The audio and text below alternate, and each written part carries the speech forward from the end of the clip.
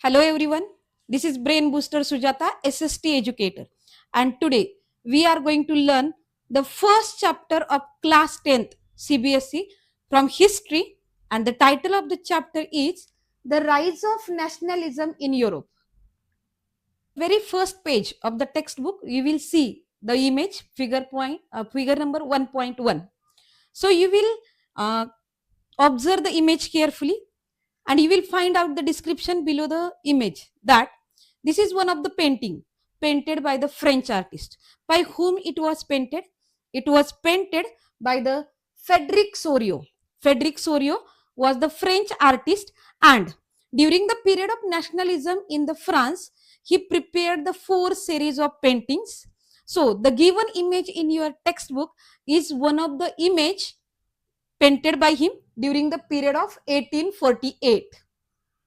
During his period, he imagined European countries as a democratic and social republic countries.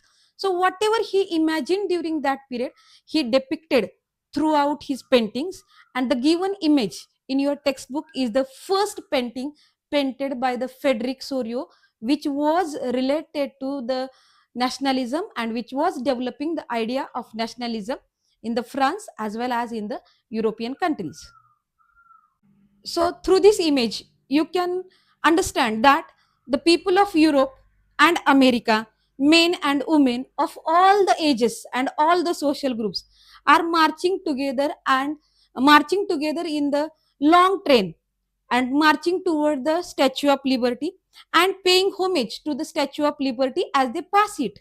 So through this example or through this image, you can understand that artists of that period have personified the idea of liberty into the female figure, that is the Statue of Liberty.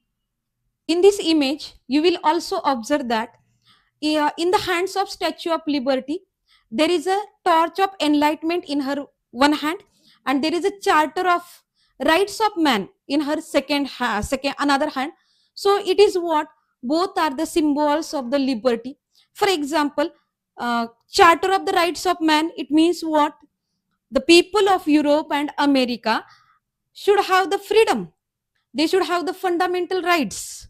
And torch of enlightenment means the people of Europe and America should have the right to get the knowledge, enlightenment. So why I'm talking about only Europe and America? Because during that period, whatever nationalism was led, it was led beginning from the France to the Europe. And during that period, revolutionaries, nationalist people usually only thought about the European countries and America. They were so on the earth. In the foreground of the image, you will also find out that shattered remains of the absolute monarchies. You will find out some of the charters rolled are shattered on the ground. Crowns of the kings and the queens are also shattered on the grounds. It depicted that, it symbolized that people of Europe and America have overthrown the power of the absolute institutions or the monarchies, and they are trying to become a free and liberate. Through his paintings, Frederic Sorio had tried to show or to depict the utopian society. So, what is mean by utopian society? The society which did not exist during that period but may exist in the future. So, through these images and the figures, he tried to show the utopian society and showed the utopian visions through his paintings. So, in his painting, you will also observe that people of various countries or people of Europe are shown as a distinct group of the various nations. They are specially identified by their national flags, by their costumes. So we can identify that those people are not the people of same country. They are belonging to the different nations and walking towards the Statue of Liberty. You will find out that there is a France also, Germany also, who are walking towards the Statue of Liberty, and the people who are marching in a long train are offering homage to the Statue of Liberty. You will identify that people of the France with the tricolor flag. France is followed by the people of Germany with the tricolor flag like a red, black, and gold, which is just behind the Statue of Liberty. followed by the people of the France and Germany. There are many other citizens of the various countries like Austria, kingdoms of two Sicilies, Lombardy, citizens of the Poland, England, Ireland, Austria, and Russia. All these people are walking in the long train following to the France and Germany. On the image, at the top of the image, you will also find out that angels and the saints are gazing from the heaven, and you will find out that people are shown in the one long train. So why they are shown in the one long train?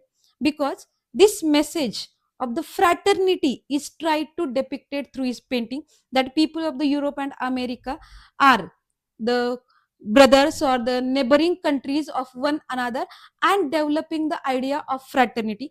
So all those people of the European continent are shown in the one image, developing the idea of fraternity among them.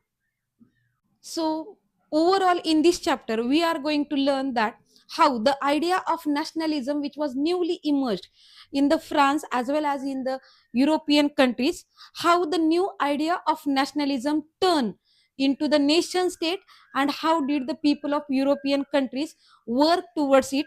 All these points togetherly we are going to cover in this coming chapter. Thank you.